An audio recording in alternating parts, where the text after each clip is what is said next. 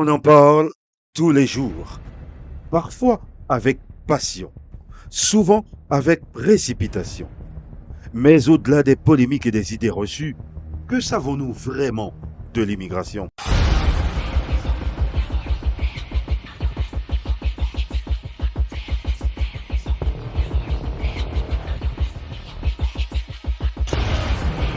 Pourquoi part-on? Qui sont ceux qui arrivent? Quel est l'impact réel des migrations sur notre économie, notre culture et notre quotidien?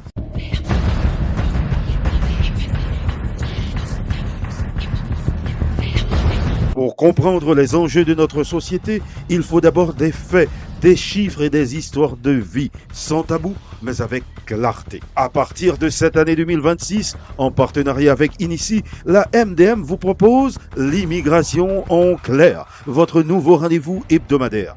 Une chronique pour décrypter, analyser et porter un regard nouveau sur un monde perpétuellement en mouvement. L'immigration en clair, parce que pour bien vivre ensemble, il faut d'abord se comprendre. L'immigration en clair, chaque mardi, dans la matinale de Montréal.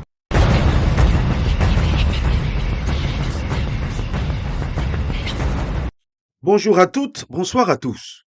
Bienvenue dans cette nouvelle chronique de la MDM en collaboration avec Inici, un OBNL offrant gratuitement des services d'accompagnement, d'aide à l'emploi et d'intégration aux personnes immigrantes. La chronique d'aujourd'hui a pour titre Le parcours du combattant. Avez-vous déjà entendu parler de CSQ, les amis? Derrière cet acronyme, le certificat de sélection du Québec, se cache le premier sésame d'une aventure administrative souvent méconnue du grand public. Pour devenir un nouveau citoyen ici, il ne suffit pas de faire ses valises, non. C'est un marathon de formulaires, de tests et d'attentes qui peut durer plusieurs années. Aujourd'hui, dans cette chronique, nous entrons dans les coulisses de l'administration pour comprendre comment on devient officiellement un Québécois. D'abord, le modèle Québec-Canada. Qui fait quoi? Le Québec, c'est la seule province canadienne à disposer d'un tel pouvoir de sélection. C'est le fruit de l'accord Canada-Québec de 1991. Pour faire simple, le Québec choisit ses immigrants économiques selon ses propres critères comme la langue française ou les besoins du marché du travail, et le gouvernement fédéral, à Ottawa, s'occupe de la santé, de la sécurité et de l'octroi final de la résidence permanente. C'est ce qu'on appelle le système des deux clés. Il faut que les deux gouvernements ouvrent la porte pour que l'immigrant puisse entrer. Ensuite, voyons les différentes portes d'entrée. Il n'existe pas un seul chemin, mais plusieurs.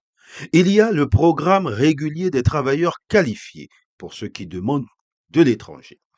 Il y a le PEQ, programme de l'expérience québécoise, très populaire auprès des étudiants étrangers déjà ici au Québec et qui veulent rester. Il y a le volet humanitaire alors, pour les réfugiés, où les critères sont assez différents. Chaque porte a ses propres exigences, ses propres frais et surtout ses propres délais, qui sont souvent une source de grande anxiété pour les familles. Enfin, il faut faire face à l'attente, les amis. C'est le facteur humain. Derrière les dossiers, il y a des mois, parfois des années d'incertitude.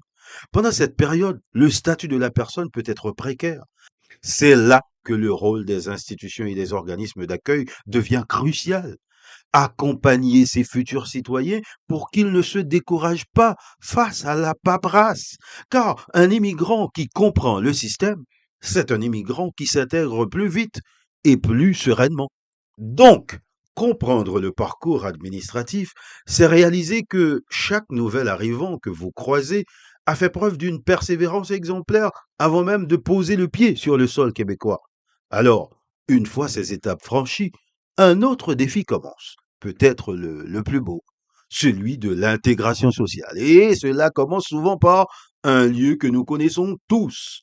Dans notre prochaine chronique, dans la MDM, nous verrons comment l'école québécoise devient le premier grand vecteur de cohésion.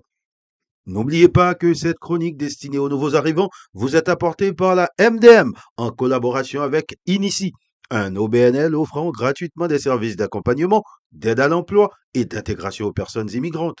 Rendez-vous la semaine prochaine pour l'immigration en clair, parce que pour bien vivre ensemble, il faut d'abord se comprendre. Pour toute démarche et informations complémentaires, visitez le site de Inici au www.inici.ca. Inici, innover avec passion pour connecter les personnes immigrantes aux opportunités du Québec et faire bénéficier la société de leurs talents.